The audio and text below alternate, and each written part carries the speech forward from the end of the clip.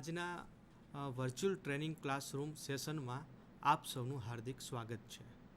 આજે હું આઈટીઆઈમાં ચાલતા આરએફએમ ટ્રેડના લેસન નંબર 6 સેમેસ્ટર 3નો સેન્ટ્રીફ્યુગલ કમ્પ્રેસર અને સ્ક્રૂ કમ્પ્રેસર વિશે તમને તાલીમ સહ માર્ગદર્શન આપીશ. હવે આપણે રેફ્રિજરેશન લાઇનની અંદર કમ્પ્રેસર એ એક બહુ અગત્યનો ભાગ છે. કમ્પ્રેસર વગર આપણી સિસ્ટમ નકામી બની જાય છે. જેમ આપણું શરીર હોય, આપણા શરીરની અંદર હૃદય છે, એવી રીતે રેફ્રિજરેશન સિસ્ટમમાં કમ્પ્રેસરને સિસ્ટમનું હૃદય તરીકે ઓળખવામાં આવે છે. જેમ આપણા શરીરમાં આપણું હૃદય બધી જગ્યાએ બ્લડનું સર્ક્યુલેશન કરે છે, એવી રીતે કમ્પ્રેસર પણ રેફ્રિજરેશન સિસ્ટમમાં રેફ્રિજરન્ટનું એકથી બીજા ભાગમાં રેફ્રિજરન્ટનું વહન કરે છે. હવે સેન્ટ્રીફ્યુગલ કમ્પ્રેસર અને સ્ક્રૂ કમ્પ્રેસર વિશે આપણે પીપીટીથી વધુ માહિતી મેળવીશું. હવે આજે આપણે આજના ટોપિકમાં શરૂઆતમાં આપણે ઇન્ટ્રોડક્શન ટુ કમ્પ્રેસર. બીજો ટોપિક છે introduction of centrifugal compressor. Centrifugal કમ્પ્રેસરના ફાયદા અને ગેરફાયદા, ટાઈપ્સ ઓફ સ્ક્રૂ કમ્પ્રેસર અને સ્ક્રૂ કમ્પ્રેસરના ફાયદા અને ગેરફાયદા વિશે આજે આપણે માહિતી મેળવીશું. તો એક કમ્પ્રેસર વિશેની માહિતી. તો અગાઉ મેં તમને જણાવેલું કે કમ્પ્રેસર એ મિકેનિકલ રેફ્રિજરેશન સિસ્ટમનું હૃદય તરીકે ઓળખવામાં આવે છે. જેમ હૃદય શરીરના એક ભાગમાંથી બીજા ભાગમાં લોહીનું સર્ક્યુલેશન કરે છે, એવી જ રીતે રેફ્રિજરેશન લાઇનમાં કમ્પ્રેસર રેફ્રિજરન્ટનું સર્ક્યુલેશન એક ભાગમાંથી બીજા ભાગમાં કરે છે. હવે સેન્ટ્રીફ્યુગલ કમ્પ્રેસર. તો સેન્ટ્રીફ્યુગલ કમ્પ્રેસર વાળી સૌ પ્રથમ સિસ્ટમ ડૉક્ટર વિલિસ એચ કેરિયરે 1922ની સાલમાં બનાવેલી. હવે સેન્ટ્રીફ્યુગલ કમ્પ્રેસરનો પ્રિન્સિપલ, એનો સિદ્ધાંત જોઈએ તો તે રેફ્રિજરન્ટને સેન્ટ્રીફ્યુગલ ફોર્સથી કમ્પ્રેસ કરે છે. સેન્ટ્રીફ્યુગલ કમ્પ્રેસરના મુખ્ય ભાગો જોઈએ તો સેન્ટ્રીફ્યુગલ કમ્પ્રેસરમાં ક્રેન્કશાફ્ટ, ઇમ્પિલિયર વ્હીલ, કેસ, ડિફ્યુઝર જેવા અલગ અલગ ભાગો આવેલા હોય છે. આપણે અહીં આકૃતિમાં જોઈએ કે સેન્ટ્રીફ્યુગલ કમ્પ્રેસર કેવું હોય, તો આ પ્રકારનું સેન્ટ્રીફ્યુગલ કમ્પ્રેસર હોય છે. હવે સેન્ટ્રીફ્યુગલ કમ્પ્રેસરના ભાગો એના વિશે આપણે વિસ્તૃત જોઈએ. તો ક્રેન્કશાફ્ટ. તો ક્રેન્કશાફ્ટને હંમેશા કાસ્ટ આયર્નમાંથી બનાવવામાં આવે છે. કાસ્ટ આયર્નમાંથી બનાવવામાં આવે એટલે એનાથી એની લાઈફ વધારે મળે છે, એટલે એને હંમેશા કાસ્ટ આયર્નમાંથી જ બનાવવામાં આવે છે. કમ્પ્રેસરની મેઇન શાફ્ટ જે હોય એની ઉપર ઇમ્પિલિયર વ્હીલ ફિટ કરેલું હોય છે, અને ઇમ્પિલિયર વ્હીલથી આપણને એની ગતિ મળે છે. આ પ્રકાર એટલે સેન્ટ્રીફ્યુગલ કમ્પ્રેસરની અંદર મોટર અને કમ્પ્રેસરના બંનેના આરપીએમ એક સરખા જ હોય છે. એટલે હાઈ સ્પીડ વધારે આરપીએમની જ્યાં જરૂરિયાત હોય ત્યાં સેન્ટ્રીફ્યુગલ કમ્પ્રેસરનો ઉપયોગ થાય છે. હવે સેન્ટ્રીફ્યુગલ કમ્પ્રેસરનો ભાગ જોઈએ ઇમ્પિલિયર. તો અહીં તમને આકૃતિમાં બતાવેલું છે ઇમ્પિલિયર કેવું હોય. ઇમ્પિલિયર વ્હીલ હોય એને હંમેશા શાફ્ટ ઉપર લગાવવામાં આવે છે. કોમ્પ્રેસરની કેપેસિટી એટલે જેવું આપણે કમ્પ્રેસરની રિક્વાયરમેન્ટ હોય, જેવા પ્લાન્ટ માટે એની જરૂરિયાત હોય એ પ્રમાણે કોમ્પ્રેસરની પસંદગી કરી અને જે આપણે કમ્પ્રેસરની પસંદગી કરીએ એના આધારે ઇમ્પિલિયર વ્હીલ લગાવવામાં આવે છે. એટલે જેવી જરૂરિયાત હોય એટલા ઇમ્પિલિયર વ્હીલ એમાં ફિટ કરવામાં આવે છે. સામાન્ય રીતે જોઈએ તો સેન્ટ્રીફ્યુગલ કમ્પ્રેસરની અંદર 1 થી 4 ઇમ્પિલિયર વ્હીલ હોય છે. આ ઇમ્પિલિયર વ્હીલને શાફ્ટ ઉપર લગાવવામાં આવે છે.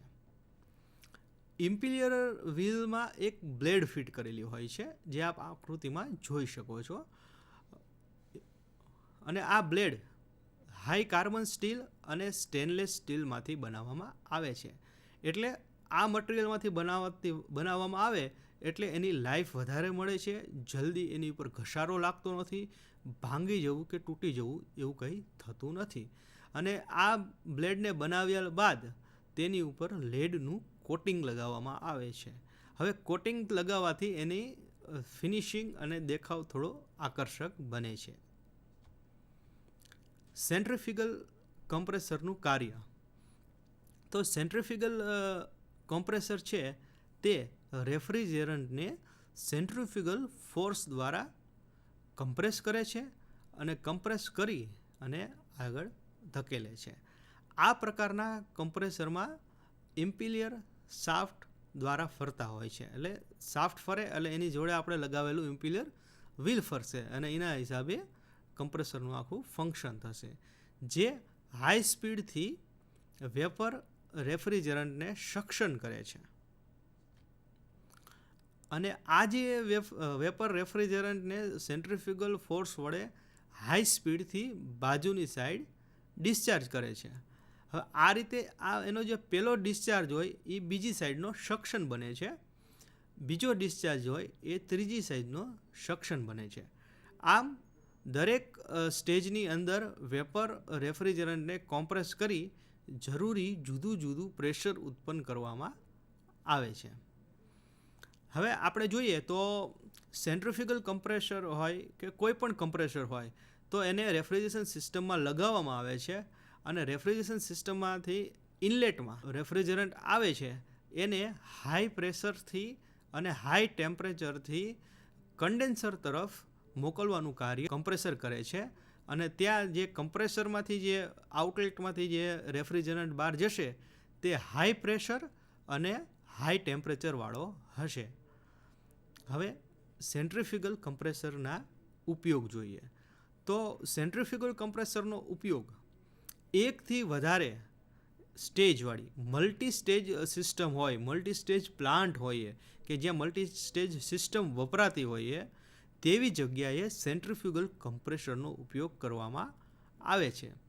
સામાન્ય રીતે આપણે જોઈએ તો 50થી 500 ટનવાળા પ્લાન્ટ, અલગ અલગ જુદા પ્લાન્ટ જેવી પ્લાન્ટની જરૂરિયાત, એવા પ્લાન્ટમાં સેન્ટ્રીફ્યુગલ કમ્પ્રેસરનો ઉપયોગ કરવામાં આવે છે. હવે જે સિસ્ટમની અંદર 12 ફેરેનહીટથી -5 ફેરેનહીટ સુધીનું ટેમ્પરેચરની જ્યાં જરૂરિયાત હોય ત્યાં આ પ્રકારના કમ્પ્રેસર એટલે સેન્ટ્રીફ્યુગલ કમ્પ્રેસરનો ખાસ ઉપયોગ થાય છે. આપણે આગળ જોયું તે પ્રમાણે કે સેન્ટ્રીફ્યુગલ કમ્પ્રેસરની અંદર એના આરપીએમ, મોટરના આરપીએમ, મોટરની સ્પીડ અને મોટરના આરપીએમ અને કમ્પ્રેસરના આરપીએમ એક સરખા હોય છે. એટલે જે વધારે આરપીએમની જરૂરિયાત હોય એવી સિસ્ટમની અંદર સેન્ટ્રીફ્યુગલ કમ્પ્રેસરનો ઉપયોગ થાય છે. સામાન્ય રીતે જ્યાં 7000થી 8000 આરપીએમની ઝડપે આ પ્રકારના કમ્પ્રેસરો ફરતા હોય છે. હવે જોઈએ આપણે compressor, centrifugal compressor R11, R113, R12 જેવા રેફ્રિજરન્ટ જ્યાં જે સિસ્ટમમાં વધારે ઉપયોગ થતા હોય એવી જગ્યાએ સેન્ટ્રીફ્યુગલ કમ્પ્રેસરનો ઉપયોગ વધારે થાય છે. જેવી રેફ્રિજરન્ટની જરૂરિયાત એવી રીતે કમ્પ્રેસરનો પણ સિલેક્શન કરવામાં આવે છે. પણ સેન્ટ્રીફ્યુગલ કમ્પ્રેસરનો આપણે ખાસ જોઈએ તો વધારે સ્પીડ જોતી હોય, વધારે આરપીએમ જોતા હોય તેવી જગ્યાએ આ પ્રકારના કમ્પ્રેસરનો ઉપયોગ વધારે થાય છે. હવે સેન્ટ્રીફ્યુગલ કમ્પ્રેસર માર્કેટમાં તો આપણે ઘણા બધા કમ્પ્રેસરો આવતા હોય છે, હાર્મેટિક સીલ્ડ છે, સેન્ટ્રીફ્યુગલ છે, સ્ક્રૂ છે. તો સેન્ટ્રીફ્યુગલ કમ્પ્રેસરનો ફાયદો શું, સેન્ટ્રીફ્યુગલ કમ્પ્રેસરનો આપણે ઉપયોગ કરવાથી આપણને શું ફાયદો થાય એ જોઈએ. આ પ્રકારના કમ્પ્રેસર એટલે સેન્ટ્રીફ્યુગલ કમ્પ્રેસરમાં વાલ્વ, પિસ્ટન, સિલિન્ડર જેવા ભાગો ના હોવાથી તેની વર્કિંગ લાઈફ રેસિપ્રોકેટિંગ કમ્પ્રેસરની સરખામણીએ વધારે મળે છે. જેમ ફરતા ભાગો ઓછા હોય એમ એની લાઈફમાં વધારો થાય. રેસિપ્રોકેટિંગ કમ્પ્રેસર છે એની સરખામણીમાં આની અંદર આવા વાલ્વ, પિસ્ટન, સિલિન્ડર જેવા ભાગો ન હોવાથી રેસિપ્રોકેટિંગ કમ્પ્રેસરની સરખામણીએ લાઈફ એની વધારે મળે છે. સેન્ટ્રીફ્યુગલ કમ્પ્રેસર હાઈ સ્પીડ ઉપર ફરતા હોવાથી તેને ડાયરેક્ટ ઇલેક્ટ્રિક મોટર કે સ્ટીમ ટર્બાઇન જોડે જોડી શકાય છે અને ડાયરેક્ટ આપણે એનો ઉપયોગ કરી શકીએ છીએ અને જોઈતા આરપીએમ આપણને મળે છે. સેન્ટ્રીફ્યુગલ કમ્પ્રેસર અન્ય કમ્પ્રેસરની સરખામણીમાં થોડી જગ્યા ઓછી રોકે છે, એટલે એની અંદર ફરતા ભાગોને એવું ઓછું હોય છે અને એની સાઇઝ થોડી નાની હોવાથી એ બીજા કમ્પ્રેસરની સરખામણીમાં જગ્યા ઓછી રોકે છે. અને આ પ્રકારના કમ્પ્રેસરમાં વાઇબ્રેશન થોડું ઓછું હોય છે અને ડિસ્ચાર્જ પ્રેશર અને કદ વધારે હોય છે, જે આપણે જોઈતું હોય છે. હવે સેન્ટ્રીફ્યુગલ કમ્પ્રેસરના ગેરફાયદા. કોઈ વસ્તુ હોય આપણે એના ફાયદા હોય અને બીજી સાઈડ જોઈએ તો એના ગેરફાયદા પણ હોઈ શકે છે. તો સેન્ટ્રીફ્યુગલ કમ્પ્રેસર છે એ વધુ કેપેસિટીવાળી જગ્યાએ વપરાતા નથી. રેસિપ્રોકેટિંગ કમ્પ્રેસરની સરખામણીમાં પ્રેશર ઇન્ક્રીઝ ઓછું થાય છે, એટલે જ્યાં પ્રેશરની વધારે જરૂરિયાત હોય ત્યાં સેન્ટ્રીફ્યુગલ કમ્પ્રેસરની સરખામણીએ રેસિપ્રોકેટિંગ કમ્પ્રેસર વધારે પસંદ કરવામાં આવે છે. એની અંદર પ્રેશર વધારે ઇન્ક્રીઝ થાય છે એટલા માટે. હાઈ સ્પેસિફિક કદના રેફ્રિજરન્ટનો ઉપયોગ અહીં થતો હોય છે, એટલે એનો એક આપણે મોટો ગેરફાયદો કહી શકીએ. હવે કમ્પ્રેસરની કેપેસિટી હોય એને કંટ્રોલ કરવાની આપણે રીત છે એ જોઈએ. એ બધા કમ્પ્રેસર માટે ઓલમોસ્ટ સેમ હોય છે. કન્ડેન્સર વોટર કંટ્રોલ સિસ્ટમ, આ રીતથી આપણે એની કેપેસિટી કંટ્રોલ કરી શકીએ છીએ. ઇનલેટ વેન કંટ્રોલ સિસ્ટમથી પણ કમ્પ્રેસરની રેસિપ્રોકેટિંગ કમ્પ્રેસરની કેપેસિટી કંટ્રોલ કરી શકીએ છીએ. સ્પીડ કંટ્રોલ સિસ્ટમ, આ 3 રીતથી આપણે સેન્ટ્રીફ્યુગલ કોમ્પ્રેસરની કેપેસિટીને કંટ્રોલ કરી શકીએ છીએ. સેન્ટ્રીફ્યુગલ કમ્પ્રેસર હોય એને લુબ્રિકેશન પણ કરવું પડે છે. તો લુબ્રિકેશન કેમ કરવું પડે? રેફ્રિજરેશન સિસ્ટમની અંદર સૌથી વધુ મોશન કરતા હોય, ગતિ કરતા હોય, ફરતા હોય એવા ભાગો જોઈએ તો કમ્પ્રેસરની અંદર વધારે હોય છે. અને આ બધા ભાગો એકબીજાના જ્યારે કોન્ટેક્ટમાં આવે ત્યારે એમાં થોડીક ગરમી ઉત્પન્ન થાય છે અને એના હિસાબે એની લાઈફ ઉપર થોડો અસર થાય છે. એટલે આવું ન થાય એના માટે આપણે લુબ્રિકેશન સિસ્ટમનો ઉપયોગ કરવામાં આવે છે, જે આપણે અગાઉના લેસનમાં જોઈ ગયા. અને સેન્ટ્રીફ્યુગલ કોમ્પ્રેશનની અંદર ફોર્સ્ડ લુબ્રિકેશન મેથડનો ઉપયોગ થાય છે. આ મેથડની અંદર જે લુબ્રિકેશન ઓઇલ હોય છે એને ફોર્સથી, યોગ્ય પ્રેશરથી મોકલવામાં આવે છે અને જ્યાં લુબ્રિકેશનના ભાગો હોય એ જગ્યાએ એનું લુબ્રિકેશન થાય છે અને પરિણામે જે ભાગો ગરમ થતાં અટકે છે અને એની લાઈફમાં વધારો થાય છે. આ લુબ્રિકેશન સિસ્ટમમાં સેન્ટ્રીફ્યુગલ કમ્પ્રેસરમાં ઓઇલ અને રેફ્રિજરન્ટ એકબીજાના સંપર્કમાં આવતા નથી. હવે અત્યાર સુધી આપણે જોયું એ સેન્ટ્રીફ્યુગલ કમ્પ્રેસર હતું. હવે એવું જ બીજું કમ્પ્રેસર છે સ્ક્રૂ ટાઈપ કમ્પ્રેસર. તો એના વિશે આપણે જોઈએ. તો ઇન્ડસ્ટ્રીયલ રેફ્રિજરેશન સિસ્ટમમાં જ્યાં ઇન્ડસ્ટ્રીયલ હોય, પ્લાન્ટ હોય એવી જગ્યાએ સ્ક્રૂ કમ્પ્રેસરનો ઉપયોગ બહોળા પ્રમાણમાં થાય છે. રેફ્રિજરેશન સિસ્ટમમાં મોટા પ્લાન્ટ માટે જ આ કોમ્પ્રેસર વધુ ઉપયોગી બને છે. હવે સ્ક્રૂ કોમ્પ્રેસર છે એના 2 પ્રકાર છે, સિંગલ સ્ક્રૂ કોમ્પ્રેસર અને ટ્વિન સ્ક્રૂ કોમ્પ્રેસર. તો હવે એના વિશે આપણે જોઈએ. સિંગલ સ્ક્રૂ કોમ્પ્રેસર, તો સિંગલ સ્ક્રૂ કોમ્પ્રેસરને 1950માં બનાવવામાં આવેલું. સૌ પ્રથમ 1950માં ફ્રેન્ચ વૈજ્ઞાનિક ઝિમીરને આ પ્રકારનું કમ્પ્રેસર બનાવેલું. એટલે આ પ્રકારના કમ્પ્રેસરને, સિંગલ સ્ક્રૂ કમ્પ્રેસરને ઘણી વખત ઝિમીરન નામથી પણ ઓળખવામાં આવે છે અને મોનો સિંગલ સ્ક્રૂ કોમ્પ્રેસર તરીકે પણ ઓળખવામાં આવે છે. સિંગલ સ્ક્રૂ કોમ્પ્રેસરનો ઉપયોગ આપણી આરએફએમની એસી એપ્લિકેશનમાં થાય છે અને ઇન્ડસ્ટ્રીયલ રેફ્રિજરેશનમાં એનો ઉપયોગ મર્યાદિત છે. એટલે આપણે જે ઘરગથ્થુ કે કોઈ એસી એપ્લિકેશન હોય એની અંદર સિંગલ સ્ક્રૂ વધારે ઉપયોગી બને છે અને જ્યારે ઇન્ડસ્ટ્રીયલ કોઈ પર્પઝથી આપણે કોમ્પ્રેસરનો ઉપયોગ કરવાનો હોય તો તેવી જગ્યાએ ટ્વિન કોમ્પ્રેસરનો ઉપયોગ વધારે થાય છે. સિંગલ સ્ક્રૂ કોમ્પ્રેસરની રચના અને એનું વર્ક જોઈએ, કાર્ય. તો સિંગલ સ્ક્રૂ કોમ્પ્રેસરમાં એક રોટર અને 2 સ્ટાર વ્હીલ હોય છે. હવે સ્ટાર વ્હીલને આપણે જનરેટર તરીકે પણ ઓળખીએ છીએ, જે સ્ક્રૂ આપેલો હોય એની જોડે મેચ થાય છે. એક રોટર અને 2 સ્ટાર વ્હીલ જે એના સ્ક્રૂ સાથે મેચ થાય છે. સ્ટાર વ્હીલ અલગ અલગ શાફ્ટ ઉપર લગાવેલા હોય છે અને શાફ્ટ એકબીજાની સમાંતર હોય છે. એટલે સ્ટાર વ્હીલને અલગ અલગ શાફ્ટ ઉપર લગાવેલા હોય છે અને બી એકબીજાને સમાંતર હોય છે. મેઇન રોટરમાં 6 હેલિકલ ફ્લૂટ્સ હોય છે અને સ્ટાર વ્હીલમાં 11 દાંતા હોય છે. આ બંને વ્હીલ એકબીજાની ઓપોઝિટ દિશામાં હોય છે. એટલે આપણે જોઈએ તો એમાં મેઇન જે રોટર હોય એમાં હેલિકલ ફ્લૂટ્સ હોય છે અને એની સંખ્યા 6 હોય છે. જ્યારે સ્ટાર વ્હીલ એટલે જનરેટરમાં 11 દાંતા હોય છે અને આ બંને વ્હીલ એકબીજાની ઓપોઝિટ દિશામાં હોય છે. સિંગલ સ્ક્રૂ કોમ્પ્રેસરનું કાર્ય અહીં આકૃતિમાં તમે જોઈએ તો એક સાઈડથી ઉપરની સાઈડથી સક્શન થાય છે અને બીજી સાઈડથી ડિસ્ચાર્જ થાય છે. એમાં જે 2 ઓલા ફ્લૂટ્સ જોઈએ, 2 વ્હીલ જોઈએ, એ એકબીજાની દિશા એની ઓપોઝિટ છે, જે આપણે આમાં જોઈ શકીએ છીએ. જ્યારે સિંગલ સ્ક્રૂ ફરે ત્યારે ફ્લૂટ્સ અને સ્ટાર વ્હીલ અને કેસિંગની વચ્ચે એ 2 ફરવાથી એની વચ્ચે એક જગ્યા ઉત્પન્ન થાય છે અને આ જગ્યા એનું વોલ્યુમ વધવાથી એમાં દબાણમાં ઘટાડો થાય છે. ફ્લૂટ સક્શન વેપર ઉપર ભરાય છે અને ફ્લૂટ્સ સક્શનના અંદરનો છેડે એક તરફ સ્ટાર વ્હીલ સાથે મેચ થાય છે.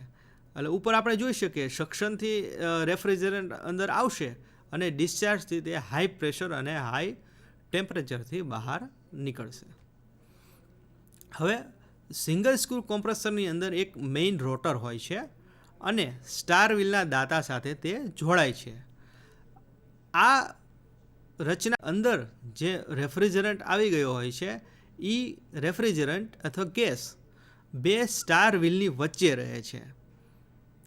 ફ્લૂટ્સ ફરે ત્યારે દબાયેલો ગેસ અથવા રેફ્રિજરન્ટ ડિસ્ચાર્જ પોર્ટ સુધી પહોંચે છે અને ત્યાં તેનું કદ શૂન્ય થાય છે, એટલે શૂન્ય અવકાશ જેવું થઈ જાય છે અને ત્યાં સુધી આ પ્રોસેસ કન્ટિન્યુ ચાલુ રહે છે. ફ્લૂટ્સની ફરવાની અને ગેસ ઉપર દબાણ ઉત્પન્ન કરવાની આ પ્રોસેસ ચાલુ રહે છે.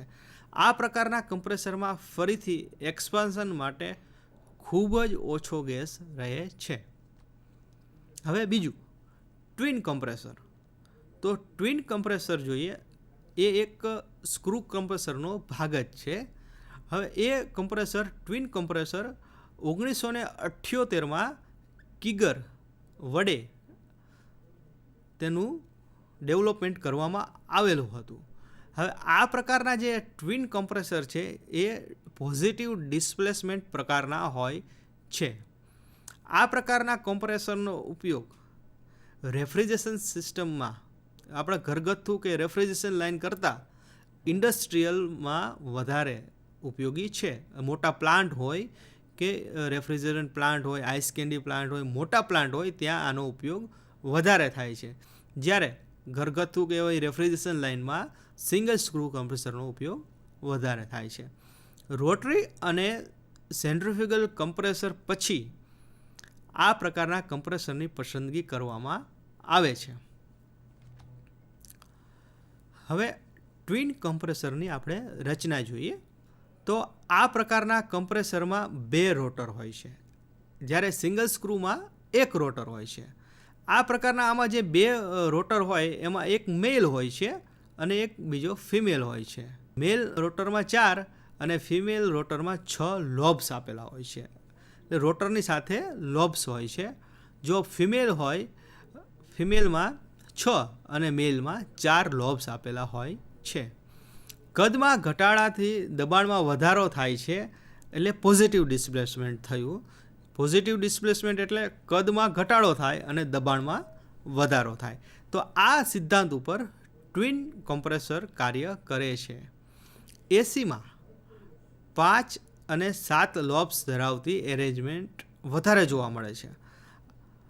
મેલ રોટરના લોબ્સને બોલ્સ અને ફિમેલ રોટરના લોબ્સને ફ્લૂટ્સ તરીકે ઓળખવામાં આવે છે. આપણે એસી સિસ્ટમ હોય કોઈ એસી કે એવું, એની અંદર જ્યારે ટ્વિન કમ્પ્રેસરનો ઉપયોગ થયો હોય તો એની અંદર 5 અને 7ની એરેન્જમેન્ટનો ઉપયોગ થાય છે. 5-7 એટલે 5 મેલ અને 7 લોબ્સ ફિમેલ હોય એ એરેન્જમેન્ટનો ઉપયોગ થાય છે. લોબ્સ અને ફ્લૂટ્સની વચ્ચે કોન્ટેક્ટ થતો નથી, એટલે કોન્ટેક્ટ ન થાય એટલે ત્યાં થોડા પ્રમાણમાં ફરતા ભાગો હોવાથી આપણે આગળ જોયું લુબ્રિકેશન સિસ્ટમની જરૂરિયાત પડે. તો આ એકબીજાના કોન્ટેક્ટમાં ન આવતા હોવાથી ત્યાં થોડા પ્રમાણમાં ઓઇલનો છંટકાવ કરવામાં આવે છે, સ્પ્રે કરવામાં આવે છે, જેથી ફરતા ભાગો એકબીજાના કોન્ટેક્ટમાં ન આવતા હોવાથી ત્યાં ઘસારો ઉત્પન્ન થતો નથી અને એની લાઈફમાં વધારો થાય છે. આ ઓઇલ કોમ્પ્રેસર પ્રોસેસ દરમિયાન ગરમીને શોષી લે છે. એટલે આપણે ઓઇલનું લુબ્રિકેશન સિસ્ટમનો મેઇન આપણો એમ એ જ છે કે જ્યાં ગરમી જે ઉત્પન્ન થતી હોય એને શોષી લે અને એને પાર્ટ્સની લાઈફમાં વધારો કરે. આ સિસ્ટમની અંદર એટલે ટ્વિન કોમ્પ્રેસરની અંદર મેલ રોટર હોય છે એ ક્લોકવાઇઝ ફરે છે અને ફિમેલ રોટર એન્ટી ક્લોકવાઇઝમાં ફરે છે. મેલ રોટર અંદાજે 3600 RPM ઉપર ફરતા હોય છે, જ્યારે ફિમેલ રોટર 2400 RPM ઉપર ફરે છે. ફિમેલ રોટર કરતાં મેલ રોટરના RPM વધારે હોય છે. RPM એટલે રિવોલ્યુશન પર મિનિટ. હવે ટ્વિન કમ્પ્રેસરનું આપણે કાર્ય જોઈએ તો તમે આ ઇમેજમાં જોઈ શકો છો કે ઇનલેટમાંથી લો પ્રેશર અને લો ટેમ્પરેચરવાળો રેફ્રિજરેન્ટ અંદર દાખલ થાય છે અને ઉપર મેલ રોટર છે, નીચે ફિમેલ રોટર છે. એ ફ્લૂટ્સ અને એની વચ્ચેથી રેફ્રિજરન્ટ શરૂઆતમાં ઇનલેટ થાય ત્યારે બ્લુ કલરનો હોય છે. હવે એ બ્લુમાંથી આગળ પ્રોસેસ થઈ અને તે આગળ આપણે જોઈએ આઉટલેટમાં હાઈ પ્રેશર અને હાઈ ટેમ્પરેચરથી બહાર નીકળે છે. આઉટલેટમાંથી બહાર જે રેફ્રિજરન્ટ નીકળે તે વેપર સ્વરૂપે હોય છે. ટ્વિન કોમ્પ્રેસરને આની આપણે આ જે ફિગરમાં ઇમેજમાં જોઈએ જે કાર્ય થાય છે એ 4 રીતે થાય છે. સક્શન એટલે અંદર આવે છે, ટ્રાન્સફર એટલે અંદરથી દાખલ થાય છે, કોમ્પ્રેસ એટલે એ પોઝિટિવ ડિસ્પ્લેસમેન્ટમાંથી એનું કોમ્પ્રેસ થાય છે અને આઉટલેટમાંથી તે ડિસ્ચાર્જ થાય છે. આ ટ્વિન કોમ્પ્રેસરમાં 4 રીતે પ્રક્રિયાથી ઇનલેટમાં દાખલ થઈ અને આઉટલેટમાં કમ્પ્રેસર બહાર નીકળે છે. હવે એમાં આપણે જોઈએ જે ફિગરમાં જોયું હતું એવી રીતે જોઈએ ટ્વિન કમ્પ્રેસરનું કાર્ય શું છે. સક્શન દરમિયાન ગેસ એટલે રેફ્રિજરન્ટ જે પોર્ટમાં દાખલ થાય છે અને ત્યાં રોટર ફરે છે. આ જગ્યા સહેજ ત્રિકોણ આકારની હોય છે જ્યાં આગળથી ઓછી અને પાછળથી વધારે હોય છે. સક્શન ગેસ એમાં પ્રવેશે છે ત્યારે મેલ રોટરના લોબ્સ અને ફિમેલ ફ્લૂટ્સમાંથી બહાર આવે છે અને સક્શન ગેસ અંદર દાખલ થાય છે. રોટર ફરે એટલે રોટરના ફરવાથી ગેસ આગળની દિશામાં જાય છે અને ત્યાં તેના કદમાં વધારો થતો નથી અને જે વધારાનો ગેસ હોય એ અંદર આવી શકતો નથી. આ રેફ્રિજરન્ટ રોટર સાથે આગળ વધે છે અને રોટર ફરે છે ત્યારે ગેસનું કદ લોબ્સ અને ફ્લૂટ્સના સંપર્કથી ઘટે છે એટલે એના કદમાં ઘટાડો થાય છે. કદમાં ઘટાડો થાય એટલે આપણે જોયું કે સ્ક્રૂ કોમ્પ્રેસરમાં ટ્વિન કોમ્પ્રેસર છે એ પોઝિટિવ ડિસ્પ્લેસમેન્ટ ઉપર કાર્ય કરે છે. તો એનું સંપર્ક ઘટે એટલે દબાણ વધે છે. આ ફ્લૂટ્સ ગેસને ડિસ્ચાર્જ તરફ લઈ જાય છે અને ઊંચા તાપમાને અને ઊંચા દબાણવાળો ગેસ બહારની તરફ આવે છે. એટલે ડિસ્ચાર્જમાંથી જે ગેસ બહાર નીકળે છે તે હાઈ પ્રેશર અને હાઈ ટેમ્પરેચરવાળો હોય છે અને જે વેપર ફોર્મમાં હોય છે. સ્ક્રૂ કોમ્પ્રેસર, તો આ કોમ્પ્રેસરના ફાયદા જોઈએ તો ડિસ્ચાર્જ વખતે એનું તાપમાન ઓછું રહે છે બીજા બધા કોમ્પ્રેસરની સરખામણીમાં અને સ્ક્રૂ કોમ્પ્રેસરમાં ઊંચા દબાણનો ગુણોત્તર શક્ય બને છે. સ્ક્રૂ કોમ્પ્રેસરની રચના એકદમ સરળ હોય છે. બીજા કમ્પ્રેસરની સરખામણીમાં મેન્ટેનન્સ ખર્ચ ઓછો આવે છે. સ્ક્રૂ કોમ્પ્રેસરમાં વધુ ભરોસાપાત્ર છે એટલે આ કમ્પ્રેસરનો ઇન્ડસ્ટ્રીયલ એરિયામાં એટલે વધારે ઉપયોગ હવે ધીમે ધીમે વધારે ઉપયોગ બન્યો છે. રોટરી મોશન હોવાથી એમાં બેલેન્સિંગની જરૂરિયાત હોતી નથી અથવા ઓછી રહે છે, જેથી બીજા બધા કમ્પ્રેસરની સરખામણીમાં એનું ફાઉન્ડેશન હલકું બને છે. ફાઉન્ડેશન બીજા સેન્ટ્રીફ્યુગલ છે કે રેસિપ્રોકેટિંગ કમ્પ્રેસર આપણે ઇન્સ્ટોલ કરીએ તો એની અંદર ફાઉન્ડેશનમાં થોડું વધારે ધ્યાન આપવું પડે છે, થોડું હેવી બનાવવું પડે છે. સ્ક્રૂ પ્રકારના કમ્પ્રેસરમાં ફાઉન્ડેશન થોડું હલકું હોય છે. હવે આજે આપણે આ જે સ્ક્રૂ કોમ્પ્રેસર અને સેન્ટ્રીફ્યુગલ કમ્પ્રેસર વિશે મેં તમને તાલીમ સહ માર્ગદર્શન આપેલું. હવે આપણે જે આજે શીખ્યા એના ઉપરથી આપણે 2-4 પ્રશ્ન જોઈએ. તો પહેલો પ્રશ્ન, મિકેનિકલ રેફ્રિજરેશન સિસ્ટમનું હૃદય કોને કહેવામાં આવે છે? હવે અત્યારે આપણે આપણી જે પરીક્ષાની સિસ્ટમ જોઈએ એ OMR સિસ્ટમ થઈ ગઈ છે. એટલે આમાં પણ તમને 4 ઓપ્શન આપેલા છે. A condenser, B compressor, C ઇવોપોરેટર અને D રેફ્રિજરેટર. તો એનો જવાબ જોઈએ તો કમ્પ્રેસર. હંમેશા મિકેનિકલ સિસ્ટમમાં કમ્પ્રેસરને સિસ્ટમનું હૃદય તરીકે ઓળખવામાં આવે છે. બીજો પ્રશ્ન, સેન્ટ્રીફ્યુગલ કમ્પ્રેસર સૌ પ્રથમ ક્યારે બનાવવામાં આવ્યું, કઈ સાલમાં બનાવવામાં આવ્યું? તો A 1912, B 1850, C 1922, D 1907. તો સેન્ટ્રીફ્યુગલ કમ્પ્રેસર સૌ પહેલાં 1922માં કેરિયર નામના વૈજ્ઞાનિકે બનાવેલું. બીજો પ્રશ્ન, સેન્ટ્રીફ્યુગલ કમ્પ્રેસરમાં કેટલા આરપીએમે કમ્પ્રેસર ફરે છે? તો A 700થી 800 આરપીએમની ઝડપે ફરે છે, B 5000થી 6000 આરપીએમની ઝડપે ફરે છે, C 2000થી 3000 આરપીએમની ઝડપે ફરે છે, D 7000થી 8000 આરપીએમની ઝડપે ફરે છે. તો એનો જવાબ જોઈએ તો 7000થી 8000ની આરપીએમની સ્પીડ ઉપર કમ્પ્રેસર ફરે છે. હવે સિંગલ સ્ક્રૂ કમ્પ્રેસર હોય એની અંદર રોટર કેટલા હોય છે?